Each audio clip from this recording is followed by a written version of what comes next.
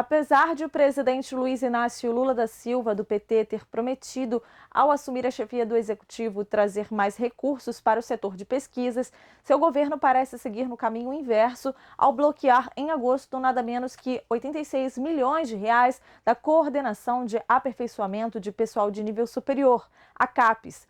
O órgão é responsável pelos cursos de pós-graduação estricto sensu no país. De acordo com a presidente da CAPES, Mercedes Bustamante, o governo, além de realizar o bloqueio de agosto, também promoveu um corte de R$ 50 milhões da coordenação em 2023 e já programa um provável déficit de R$ 200 milhões na verba prevista para o próximo ano.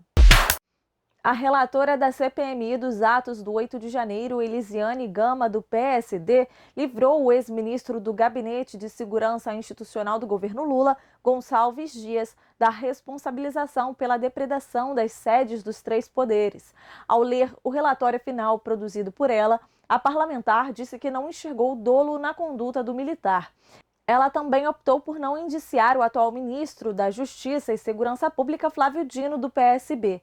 A senadora apontou o ex-presidente Jair Bolsonaro, do PL, como o verdadeiro autor intelectual e moral dos atos, pedindo não apenas o seu indiciamento, mas o de ex-ministros e ex-assessores do ex-chefe do Executivo. Ao menos 4 pessoas morreram vitimadas por um soterramento em uma obra de supermercado na rua Jornalista Djalma Andrade, no Belvedere, zona sul de Belo Horizonte. A ocorrência, de acordo com o Corpo de Bombeiros de Minas Gerais, foi registrada na manhã desta terça-feira. Ainda de acordo com a corporação, 2 outras pessoas feridas foram atendidas pelo SAMU.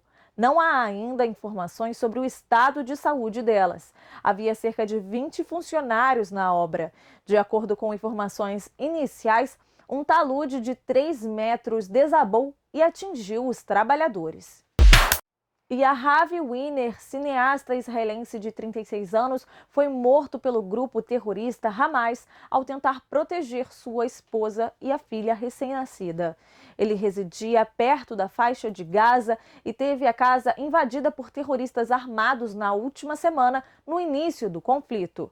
De acordo com a esposa da vítima, ela e a filha foram resgatadas depois de se esconderem por mais de 24 horas. Apenas após 3 dias, Shaili Atari descobriu pela TV que o marido havia sido morto.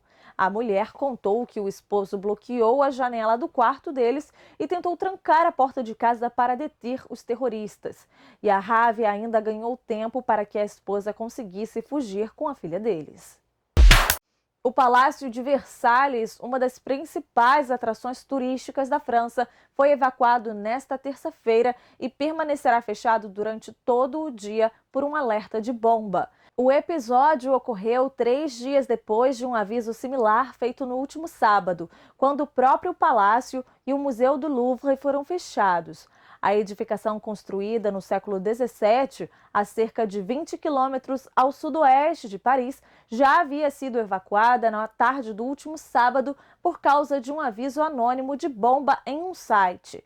O alerta desta terça foi feito por intermédio do mesmo site. O fechamento de estabelecimentos também foi registrado em escolas e estações da França. O governo francês aumentou o mecanismo de segurança, especialmente com o envio de 7.000 soldados de missão antiterrorista. Mário Fishben, tio da jovem Celeste Fishben, disse nesta terça-feira que a jovem de 18 anos foi assassinada. A informação sobre a morte da filha e neta de brasileiros teria sido repassada aos parentes pelo exército de Israel. Mário declarou que representantes do exército israelense foram até a casa da família dar a notícia, mas não informaram outros detalhes, como as circunstâncias em que ela morreu. A família acredita que o corpo de Celeste deve ser liberado nesta terça ou na quarta.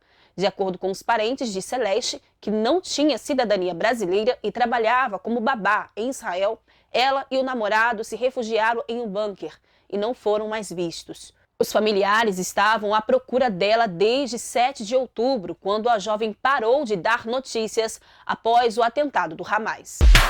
Mesmo sem foro para tal, a Organização das Nações Unidas voltou a pedir ao Brasil que descriminalize o aborto. A entidade também reivindicou que o país vete o projeto de lei do marco temporal da demarcação das terras indígenas, que foi aprovada no Congresso. O Comitê da ONU para Direitos Econômicos e Sociais citou o tema entre os principais desafios que o país precisa enfrentar para combater as desigualdades sociais, fazendo lobby por demandas progressistas. O informe, datado na última sexta-feira, apresentou diversas recomendações ao governo brasileiro. O documento é resultado de uma sabatina na qual o Planalto participou há 2 semanas em Genebra, na Suíça. O Comitê da ONU disse estar preocupado com os obstáculos que as mulheres enfrentam para ter acesso ao procedimento. Israel ainda não decidiu sobre o lançamento de uma invasão terrestre na faixa de Gaza em resposta aos ataques de 1,5 semana atrás do Hamas, grupo terrorista que controla o enclave palestino.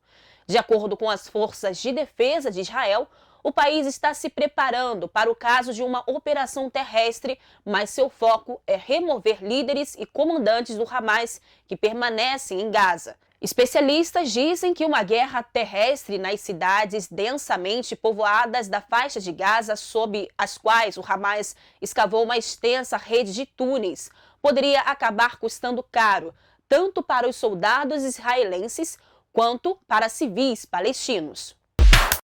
A menina de 11 anos que ateou fogo na casa dos avós neste sábado apresentava uma série de comportamentos como oscilação de humor e obsessão por bruxaria. Os relatos dos familiares estão sendo analisados enquanto a menor passa por acompanhamento médico. O caso aconteceu em Patos de Minas, em Minas Gerais, após a criança ser proibida de usar o celular. A avó negou o uso do aparelho justamente por ter visto várias buscas que ela fez no aparelho sobre rituais de bruxaria. Irritada, a menina fechou os avós no quarto, colocou fogo no sofá e depois saiu para andar de patins no condomínio. A avó, de 53 anos, e o avô, de 70, tiveram que pular do 4º andar. A neta não morava com os avós, mas passava o final de semana com eles. O presidente dos Estados Unidos, Joe Biden, fará uma visita de solidariedade a Israel na quarta-feira, após um ataque do grupo terrorista Hamas, anunciou o secretário de Estado americano Antony Blinken. Blinken estava falando após uma reunião de quase 8 horas durante a noite no Ministério da Defesa com o primeiro-ministro israelense Benjamin Netanyahu, na segunda visita do principal diplomata desde o ataque do Hamas em 7 de outubro.